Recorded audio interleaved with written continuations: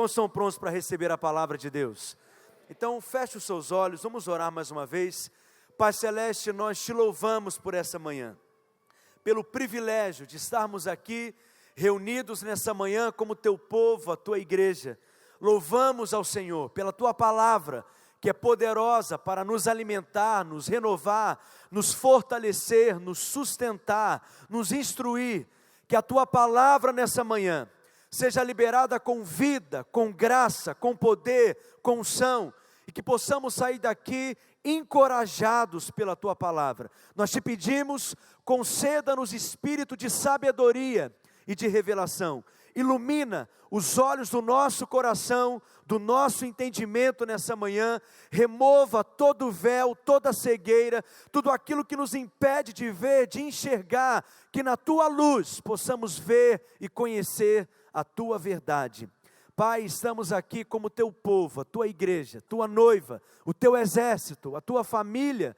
Somos rebanho do seu pastoreio, e nessa manhã nós queremos nos assentar aos teus pés e nos alimentar de ti, e nos alimentar do pão que sai da tua boca, em nome de Jesus. Diga amém. Abra sua Bíblia comigo no livro de Romanos. Romanos,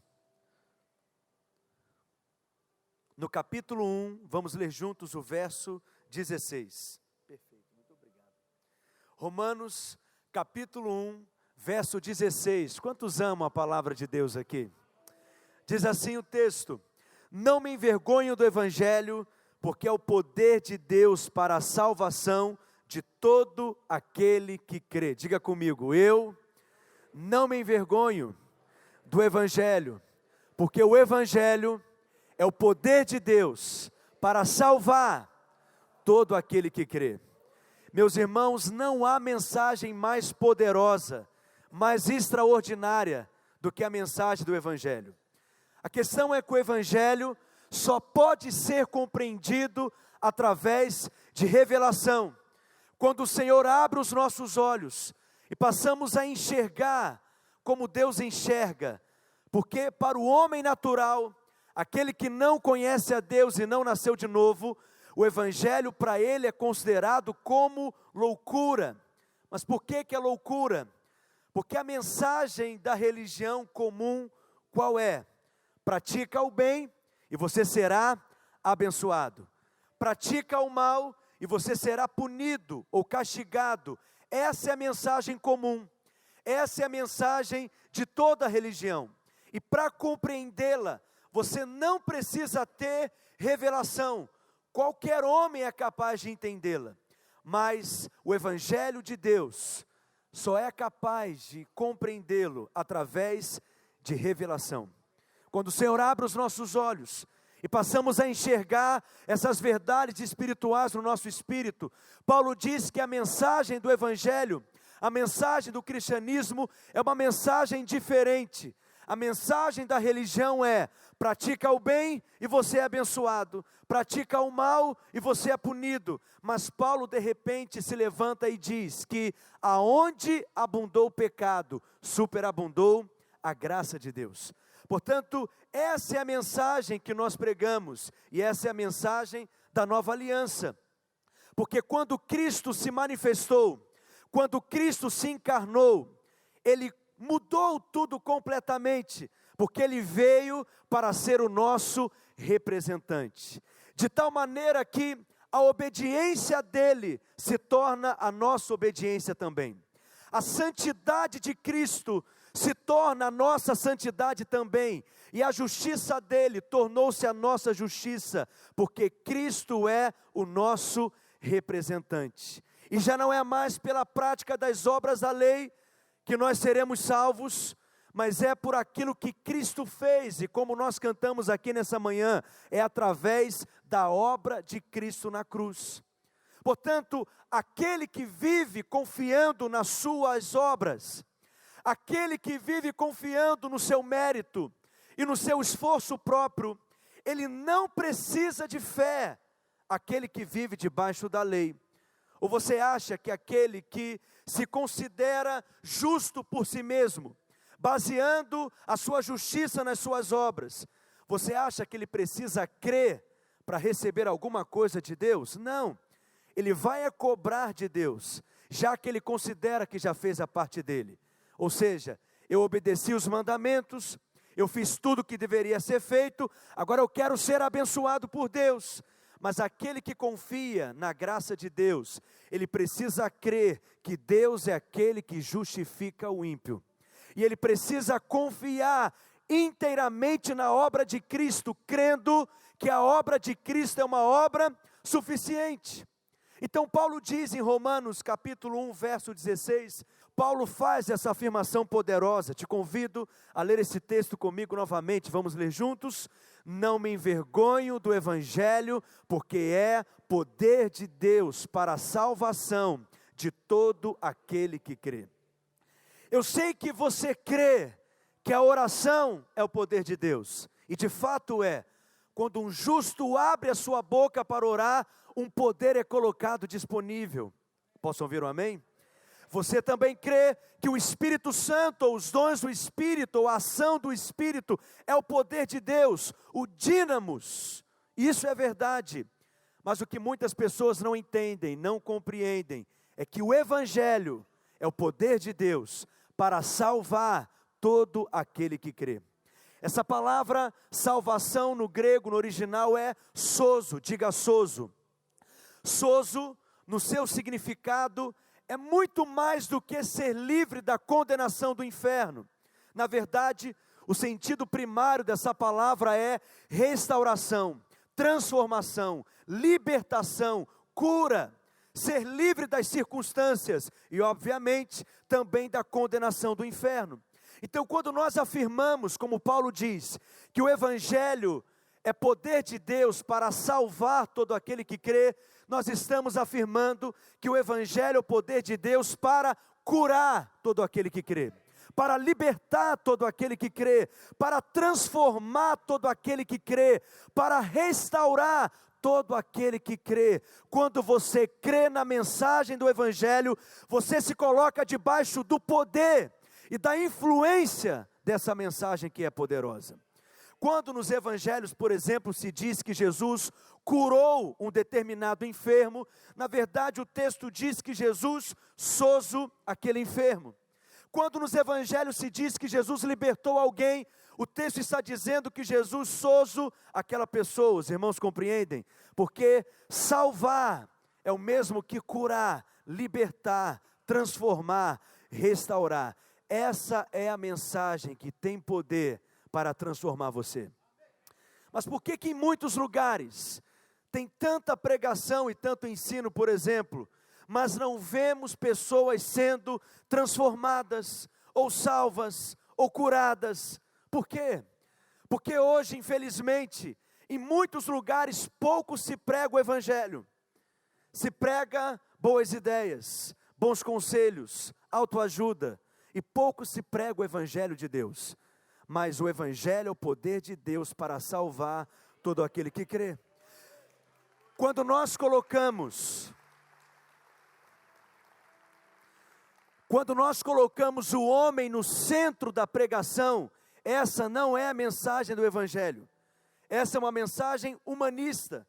Quando eu digo aquilo que o homem tem que fazer, já não é a pregação do Evangelho. A pregação do Evangelho é quando Cristo é o centro da mensagem da pregação. É quando eu falo a respeito da obra de Deus através de Cristo. Vou te dar um exemplo. Quando eu digo assim, 10 passos para você mudar o seu casamento. Essa não é a pregação do Evangelho. Eu estou dizendo o que o homem tem que fazer, o que você tem que fazer. Mas quando eu afirmo assim, seu casamento virou água, chama Jesus para o seu casamento, e Ele é poderoso para transformar toda água em vinho. Essa é a pregação do Evangelho, e é nessa pregação que Cristo é glorificado. Por quê? Porque toda a obra é de Cristo, toda a glória pertence a Cristo, porque todo o trabalho é de Cristo, toda a glória pertence a Ele também. Só que Paulo diz que você tem que crer, tem que ouvir para crer. Mas como ouvirão se não há quem pregue? Então, quando nós pregamos o Evangelho é poder de Deus para salvar aquele que crê. Verso 17, Paulo continua dizendo, porque no Evangelho é revelada a justiça de Deus. Olha que afirmação poderosa, diga comigo, no Evangelho. Diga mais forte, diga no Evangelho. A justiça de Deus é revelada. E o texto continua dizendo, uma justiça que do princípio até o fim, como está escrito, diga comigo, o justo viverá pela fé. Ano passado nós celebramos 500 anos da Reforma Protestante. 500 anos em que essa verdade espiritual poderosa tem sido restaurada na vida da igreja. O homem é declarado justo, sem culpa, sem condenação, não baseado nas suas obras ou na sua performance, mas baseado unicamente na fé. Paulo diz que o justo viverá pela fé. O Evangelho não é um faz de conta. Deus não está dizendo como um faz de conta que você é justo. Na verdade, quando a palavra afirma que você é justo, Deus está sendo totalmente justo ao afirmar que você é justo.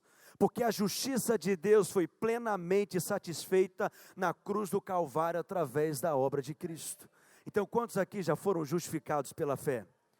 Agora eu quero te perguntar, você foi justificado pela fé ou pela sua obediência? Você é declarado justo porque você creu, ou você é declarado justo porque você obedeceu? Qual que é a mensagem do Evangelho? O homem é declarado justo pela fé ou pela sua obediência? Mas alguém me questiona assim, mas pastor, obediência não é importante? É claro que sim, obviamente que sim. Queremos obedecer o Senhor em tudo, obedecer a sua palavra e andar na sua palavra.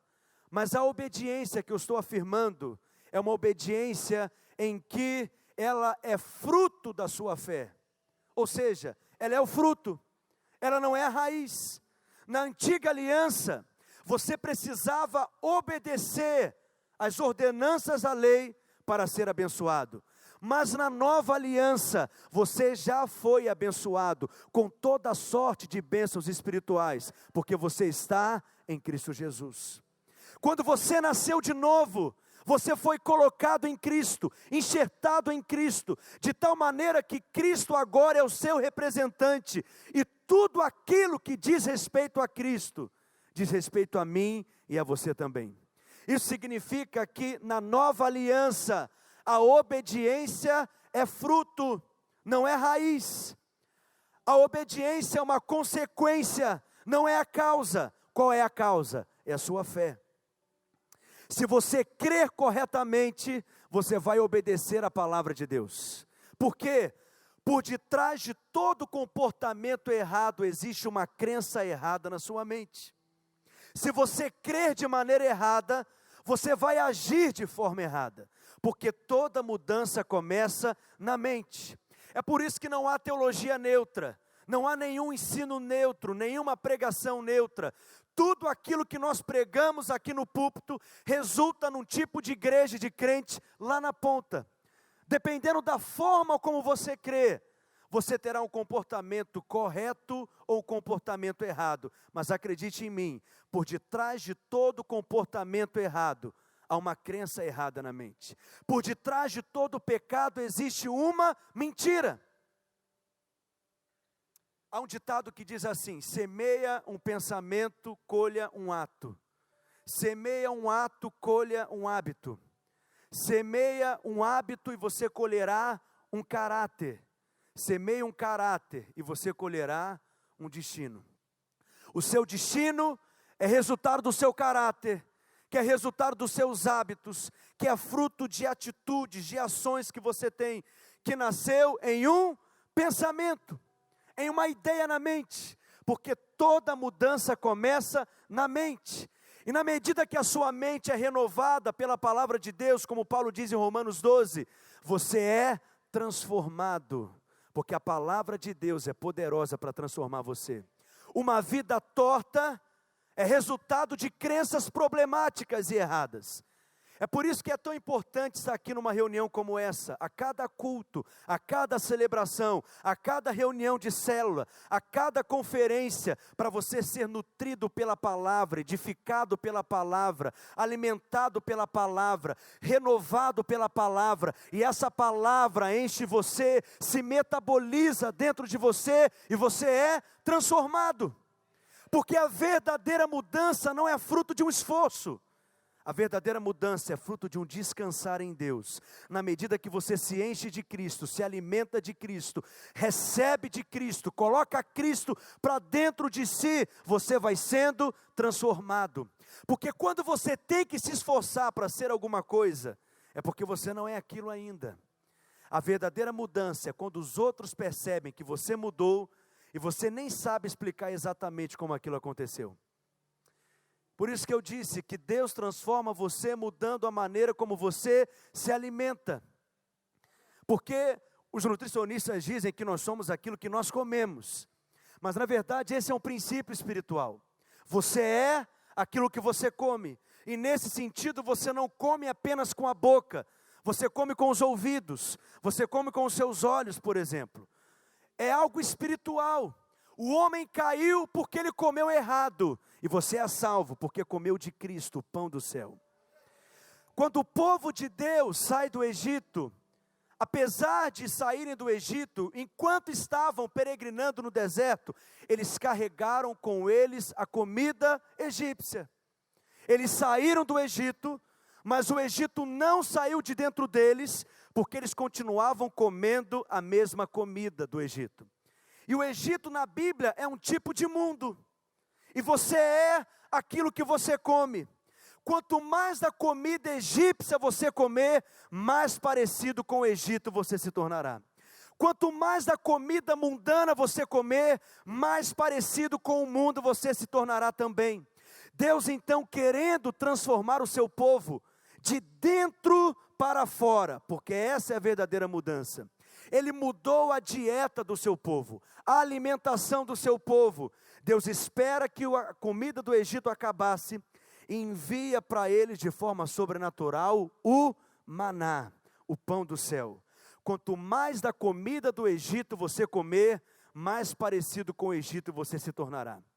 Quanto mais da comida mundana você comer, mais parecido com o mundo você se tornará. Mas por outro lado, quanto mais do pão do céu você comer, quanto mais dessa palavra você se alimentar, quanto mais de Cristo você comer, mais celestial você se tornará também. Porque o Evangelho é poder de Deus para transformar você. Mas estou voltando lá. Você é justo pela sua obediência ou você é justo porque você creu? Você obedece porque você crê. A obediência é consequência da sua nova natureza, daquilo que você é. Se você é santo hoje porque está em Cristo, você viverá como santo. Você define o que você é com base na sua posição. Se você é justo, você se comportará como justo e viverá como justo, na medida que você tem luz, revelação dessa verdade espiritual. Mas na verdade, muitos de nós confiamos na nossa obediência ou nas nossas obras. Vou te dar um exemplo. Muitos crentes acordam pela manhã, um domingo como esse, a primeira coisa que eles fazem, eles se avaliam e querem enxergar neles, por exemplo, alguma coisa em que eles podem se agarrar e se apoiar para serem abençoados por Deus. E essa é uma estratégia do diabo, acredite em mim, chama-se introspecção. O diabo faz com que você olhe para si mesmo, tentando encontrar algum mérito em você, alguma boa obra em você. Mas qual que é o problema disso? Quando você olha para si mesmo, encontra, por exemplo, boas obras em você, e você diz, não, eu tenho obedecido, eu tenho praticado, você se enche de justiça própria, porque você passa a confiar na sua obra.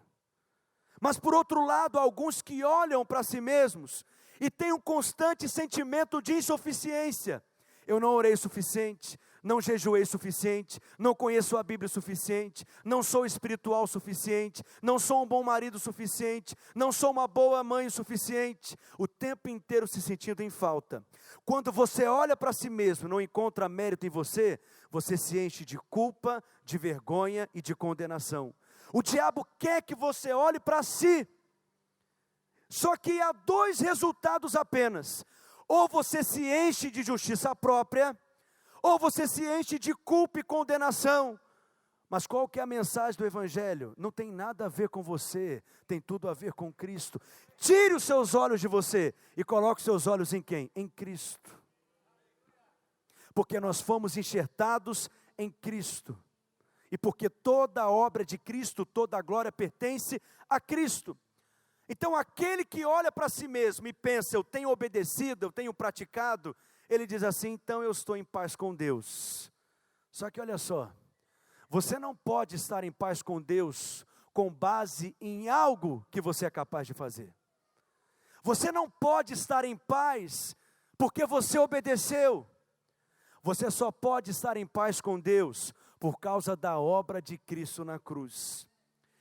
Se você fica em paz, confiando em alguma coisa que você fez, se você confia na sua obediência, você não está vivendo por fé, você está vivendo por justiça própria. Se você acredita que por ter obedecido, você será mais merecedor, ou que por não ter obedecido, você não terá as bênçãos de Deus. E eu não estou dizendo aqui, me escute com bons ouvidos, que obediência não é importante, mas sim a obediência que vem da fé, porque quando você transforma a sua obediência e confia nela, você transforma a sua obediência numa moeda de troca com Deus, e a sua obediência se torna uma obra da lei. Ou então você acorda pela manhã, se avalia, percebe que não tem praticado ou que precisa melhorar, você vai se levantar com um espírito de fé e de ousadia? Sim ou não? Primeiro você pensa que você tem que melhorar. O ato de se avaliar te levou a crer mais em Deus? Mas o justo vive pelo quê? O justo vive pela fé. Isso significa que você não vive confiando em algo que você possa fazer, mas você vive confiando naquilo que Cristo já fez na cruz. Então não acorde pela manhã perguntando o tanto que você tem obedecido. Acorde pela manhã perguntando no tanto que você tem crido. É quase que uma disciplina espiritual. Ao invés de fazer uma análise do que você tem que melhorar, comece a se perguntar, eu preciso de fé para quê hoje? Ao invés de se avaliar, avalie Cristo. Avalie aquilo que você é em Cristo. Pergunte-se, em que eu creio? E aí você diz, eu creio que eu sou nova criatura. Aquilo que eu estou vendo talvez é diferente. Aquilo que as pessoas dizem sobre mim talvez é diferente. Aquilo que os meus vizinhos falam a meu respeito talvez é diferente. Mas eu creio que eu sou nova criatura em Cristo. Você percebe? Líderes de célula, por exemplo, às vezes no discipulado precisamos exortar alguns irmãos, mas deixa eu te dizer algo, nunca exorte ninguém colocando em dúvida a identidade dela em Cristo. Sempre exorte alguém reafirmando quem ela é em Cristo. Por exemplo, a pessoa está vivendo uma vida de mentira, diga para ela, não que ela é mentirosa, porque essa não é a realidade dela em Cristo. Diga assim, você está mentindo. Mas isso não combina com aquilo que você é. Filhos de Deus não vivem na mentira, falam a verdade, porque o nosso Deus é um Deus da verdade. Você compreende? Então você precisa também se ver em Cristo e afirmar aquilo que você é em Cristo, aquilo que você possui em Cristo, aquilo que você pode em Cristo, dizendo, eu sou filho de Deus, eu creio que eu sou justo, eu tenho a vida de Deus em mim, a natureza de Deus em mim, e eu vou andar conforme essa natureza. Acorde pela manhã vivendo pela fé. A questão é que, quando você decide viver não pela fé, mas confiando na sua obediência, Paulo diz que duas coisas podem acontecer com você. primeiro lugar, se você resolve viver confiando na sua obediência, Paulo diz que a maldição vai alcançar você. O crente fala o seguinte: mas pastor, eu tenho me esforçado para obedecer, eu tenho me esforçado para ser um crente fiel, eu tenho me esforçado para fazer tudo certinho, e de repente, tudo isso tem acontecido comigo, olha todas essas lutas e circunstâncias. Aí você pensa, mas isso é injusto, tem algo que os pastores aqui não estão pregando ou ensinando, porque eu tenho feito tudo que eles têm falado, tenho feito tudo certinho, e olha as circunstâncias ao meu redor. Eu estou te contando um problema, filho. Não confie naquilo que você faz, confie na obra de Cristo. Se você faz porque o ama, você não faz para conquistar o amor dele. Se você obedece porque você já o ama, você não obedece para alcançar a bênção e o favor de Deus. Você entende isso? Porque quando você vive assim, você se coloca novamente debaixo da escravidão da lei. E aqueles que vivem debaixo da lei, Paulo diz que a consequência é que eles viverão debaixo de maldição, porque o justo tem que viver pela fé. Eu gosto muito de um princípio da hermenêutica, que é o princípio da primeira menção. A primeira vez que uma palavra, um personagem, um evento, uma profecia, um princípio bíblico aparece pela primeira vez na Escritura, e temos ali o seu significado em forma assim de semente, ao longo de toda a palavra de Deus. Abacuque capítulo 2, verso 4, se você puder abrir, é a primeira vez que essa expressão é mencionada na Bíblia. O justo viverá pela fé. O texto diz assim: eis que a sua alma está orgulhosa, não é reta nele, mas o justo viverá pela fé. Quem é o orgulhoso? Ou quem é o soberbo, que o texto diz? O orgulhoso é aquele que acha que merece receber a bênção de Deus. É aquele que acha que tem obedecido o suficiente para merecer o favor e a bênção de Deus. Só que o texto afirma: eis que a sua alma está orgulhosa, não é reta nele, mas o justo viverá pela fé. Preste atenção, viver pela fé aqui está em oposição ao orgulho. Viver pela fé está em oposição à soberba. Por quê? Qual que é a origem da soberba, do orgulho? Chama-se justiça própria. A justiça própria é o centro, porque ao derredor dela existem coisas terríveis, como o orgulho, a vaidade, a soberba, a arrogância. Deus não pode abençoar o orgulhoso, somente aquele que é humilde. Mas quem que é o humilde? É aquele que se diminui? É aquele que vive dizendo que não presta? É aquele que vive contando para Deus que ele não vale nada? Não. O humilde é aquele que reconhece que precisa de Cristo, que depende de Cristo e que confia inteiramente na obra de Cristo. É aquele que reconhece que só através da confiança na obra de Cristo ele pode ser abençoado.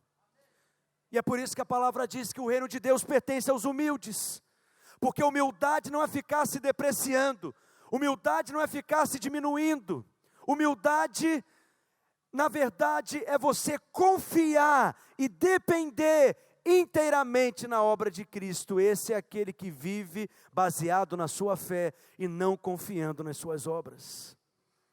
Só que aí Paulo diz em Gálatas, no capítulo 3, verso 9, abra lá comigo rapidamente, por favor. Gálatas, capítulo 3, verso 9. O texto diz assim: assim, os que são da fé são abençoados. Tem alguém aqui que é da fé?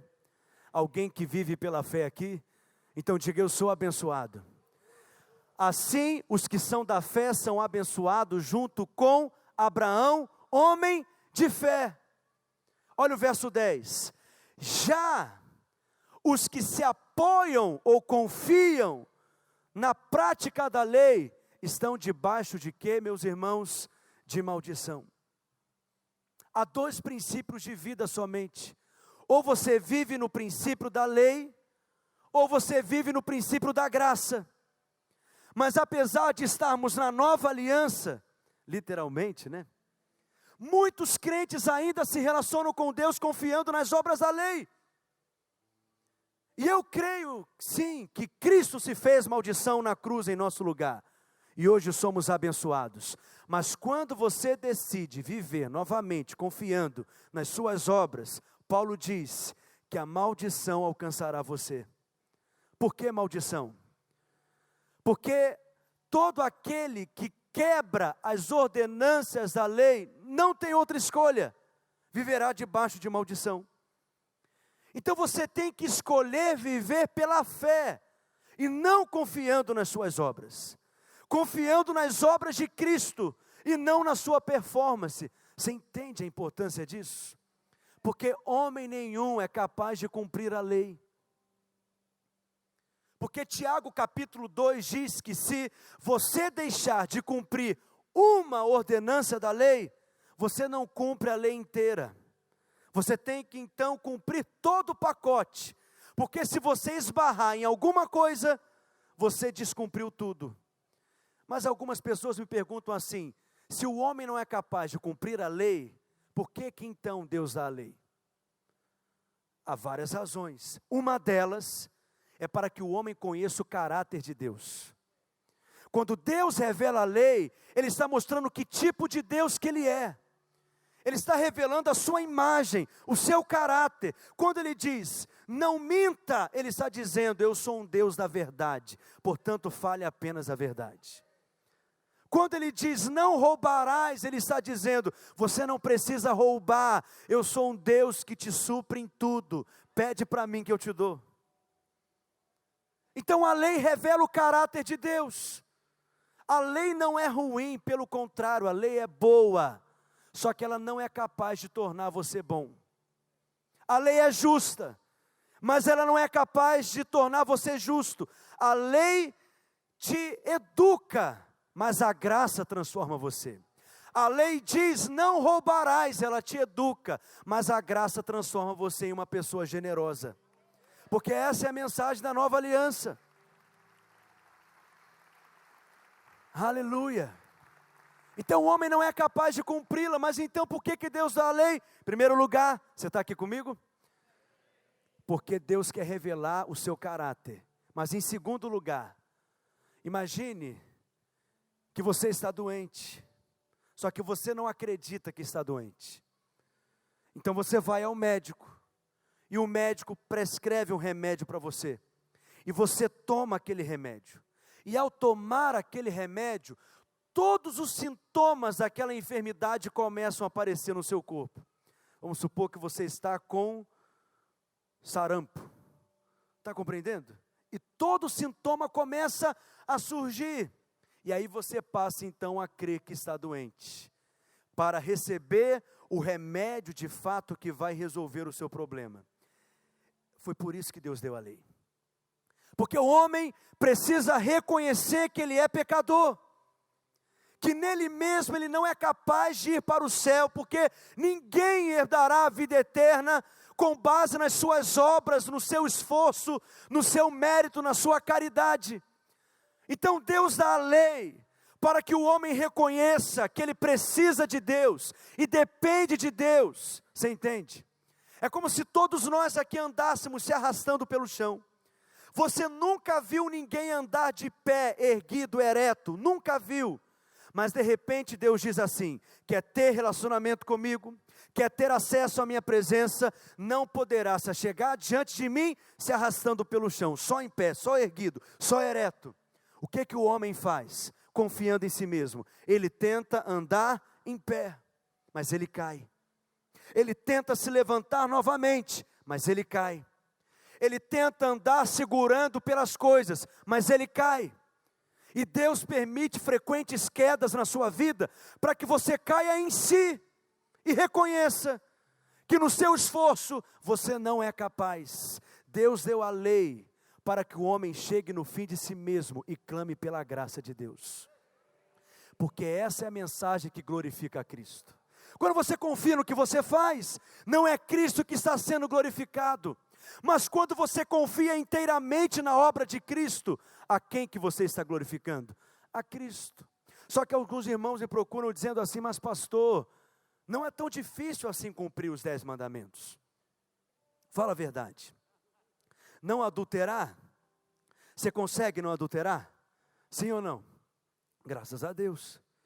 Não mentir, você é capaz de não mentir? Sim ou não? Amém.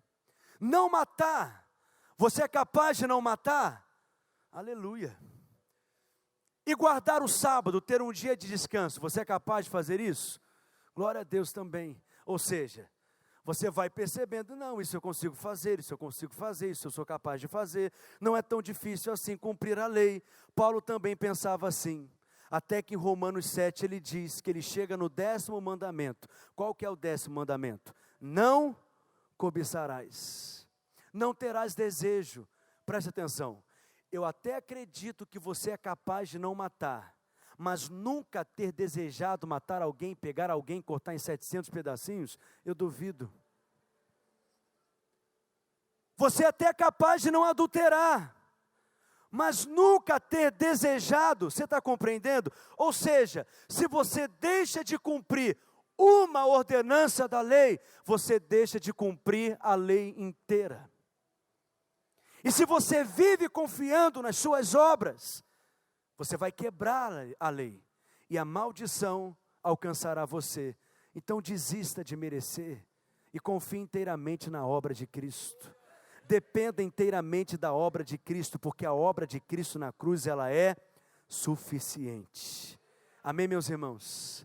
A obra de Cristo, ela é suficiente. Você está em Cristo. Você foi enxertado em Cristo. Mas eu quero avançar um pouco mais. A segunda consequência daqueles que vivem confiando nas suas obras, em primeiro lugar, ele viverá debaixo de maldição. Em segundo lugar, ele terá uma vida cheia de incredulidade. Ele não consegue ter fé. Abra sua Bíblia em Gálatas, no capítulo 3, no verso 12, por favor. Gálatas, capítulo 3, versículo 12. O texto diz assim: a lei não é baseada na fé. Ao contrário, quem praticar estas coisas, por ela viverá. Por que Paulo afirma que a lei não procede de fé? Porque aquele que julga ter cumprido a lei, aquele que julga ter obedecido, não precisa crer para receber alguma coisa de Deus. Ele precisa aprender a ser um cobrador de Deus. Porque ele diz: já fiz minha parte, Deus, agora o Senhor precisa fazer a sua. É por isso que muitos crentes transformam as disciplinas espirituais numa espécie de moeda de troca com Deus. Transforma a sua vida de oração numa espécie de moeda de troca com Deus. Por que tem gente que quanto mais ora, pior fica? Porque ele acha que depois de ter orado, ele está muito bem. Está tão bem ao ponto de poder apontar o erro e as falhas dos outros. Preste atenção. Quando você orar, continue orando. E você vai orar como nunca orou antes, quando você tem revelação do Evangelho e da graça de Deus. Porque antes você só tinha fé para pedir aquilo que você achava que merecia. Mas quando você entende que não tem nada a ver com você e tem tudo a ver com Cristo, você vai ter fé para pedir aquilo que você nunca teve coragem de pedir antes. Porque não tem a ver com você, tem a ver com Cristo. Então você vai orar como nunca. Mas olhe, não confie na sua oração. Confie na obra de Cristo. Jejue, mas jejue até cair para trás. Mas não confie no seu jejum. Confie na obra de Cristo. Não confie nas suas obras. Confie na obra de Cristo. Por quê? Se você crer, você será abençoado. Mas o problema é que nós estamos indo na contramão de uma mensagem que vemos às vezes em muitos canais de televisão, onde se prega confiança nas obras da lei e não nas obras de Cristo. Mas aquele que confia nas suas obras não precisa crer na obra de Cristo para receber. Meus irmãos, Cristo é suficiente. A obra de Cristo, ela é suficiente. E quando você nasceu de novo, olha que verdade espiritual poderosa, você foi colocado em Cristo. Você foi enxertado em Cristo. É como uma mulher que está grávida. Você não está vendo aquele bebê, mas aquele bebê é uma realidade nela, dentro dela. Ele está nela, inserido nela. Aonde ela vai, ele vai. O que ela come, ele come. A posição em que ela está é a posição que aquele bebê está também. Você não está vendo, mas há dois corações batendo ali. Você está em Cristo, guardado em Cristo, enxertado em Cristo, de tal maneira que quando o diabo olha para mim, ele não vê a mim nem a você, ele vê aquilo que nós estamos revestidos, e nós estamos revestidos de Cristo. E porque Cristo é aceito pelo Pai, você é aceito pelo Pai também. Porque Cristo é vitorioso, como nós cantamos, você é vencedor também. Porque Cristo é abençoado, você é abençoado também, porque você está nele. Uma outra forma de você entender isso é através de uma ilustração, preste atenção, já estou concluindo. A ovelha é um animal muito, muito inteligente, mas tem uma visão péssima, apesar de ter um olfato excelente. Imagine uma ovelha que morre depois de dar cria e deixa ali vários filhotinhos órfãos, ovelhinhas órfãos. O pastor de ovelhas precisa pegar aquelas ovelhinhas órfãos e levar até uma outra ovelha que deu cria para que ela possa cuidar dos filhotinhos órfãos. Só que ela vai cheirá-los, não vai sentir o cheiro dos seus filhotes legítimos e vai rejeitá-los, até matá-los. Só que o pastor de ovelhas é mais inteligente do que ela. Primeiro, ele vai lá nos filhotinhos legítimos, arranca a lã que está sobre eles e coloca sobre os filhotinhos órfãos. Pega os filhotinhos órfãos, leva até aquela ovelha, de tal maneira que ela vai cheirá-los, vai sentir o cheiro dos seus filhotes legítimos e vai acolhê-los, alimentá-los e protegê-los. Não sei se você já teve a revelação revelada das revelitudes profundas, profundezas aprofundadas. Foi exatamente isso que o Pai fez conosco através da obra de Cristo. Se você se achegar diante do Pai, confiando no que você faz, você será rejeitado. Mas na cruz o Cordeiro de Deus foi morto. Sua lã foi arrancada completamente, seu sangue foi aplicado sobre nós, de tal maneira que você está revestido de Cristo, está coberto com o sangue de Cristo, e quando você se aproxima do Pai hoje, do trono da graça, você pode se achegar diante dele com confiança, com ousadia, com autoridade, com plena certeza de fé, porque o Pai, quando olha para mim, ele está vendo daquilo que nós estamos revestidos, e nós estamos revestidos de Cristo. E é por isso que você ora no nome de Cristo, porque você está nele. E para concluir, abra sua Bíblia em 1 Timóteo, capítulo 1, no verso 11. Quantos foram alimentados, edificados nessa manhã? 1 Timóteo, capítulo 1, verso 11, olha que texto precioso. Paulo diz assim: essa sã doutrina se vê no glorioso evangelho que me foi confiado. Diga comigo, o evangelho, diga mais forte, o evangelho, mais uma vez, mais forte, diga o evangelho. Imagina que você está torcendo para o Brasil, mas diga o evangelho do Deus bendito. Qual que é o evangelho do Deus bendito? Essa palavra bendito, no grego é a palavra Macários, diga Macários. Essa mesma palavra Macários está lá, por exemplo, em Mateus 5, nas bem-aventuranças.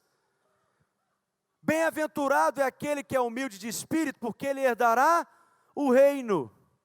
O texto, na verdade, está dizendo, Macários é aquele que é humilde de espírito. Macários significa feliz, alegre, alguém que está saltando de alegria, exultante. Paulo está dizendo que é o evangelho do Deus feliz. 1 Timóteo capítulo 1, verso 11. O evangelho do Deus feliz. Eu não sei em que evangelho talvez você tenha crido. De um Deus que não é feliz. Porque muitos irmãos não acreditam que Deus é bom. Essa é que é a verdade. Vamos fazer um teste? Quando alguém vira para você e diz assim, estou vivendo pela fé. O que você pensa? Está passando fome o miserável, não é? Porque viver pela fé é a maior furada que existe na cabeça de alguns.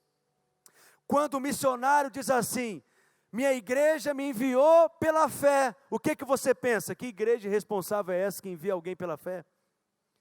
Está com o aluguel atrasado, a conta de luz está cortada, porque nós queremos correr de todas as alternativas, para não sobrar essa, viver pela fé, que é a maior furada. Por quê? Você não crê que Deus é bom. Você vai no médico, o médico te diz, agora só Deus. O que você pensa? Morri. Deus me ama, me quer perto dele. Não é assim que você pensa? Porque você duvida que Deus é bom.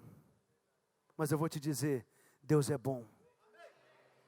E está mais interessado em te abençoar do que você em ser abençoado por Ele. E Ele te abençoa porque Ele é bom, não é porque você é bom. Não tem nada a ver com você, tem tudo a ver com Cristo. Se você crê no Evangelho do Deus feliz, você acorda na segunda-feira amanhã, pronto para viver uma semana de portas abertas, abençoadas, cheia de boas notícias. Mas aquele crente que não crê no Evangelho do Deus feliz, pensa que Deus é tão mal-humorado, que está esperando qualquer oportunidade para castigá-lo. Ele vive com a alma cansada. Por quê? Porque ele não crê no Evangelho do Deus feliz. Por que Deus está feliz, pastor? Porque Deus está contente e satisfeito com a obra de Cristo. Mas por que Deus está feliz comigo, pastor? Porque quando Ele olha para você, Ele vê Cristo. E o Pai está sorrindo para Cristo.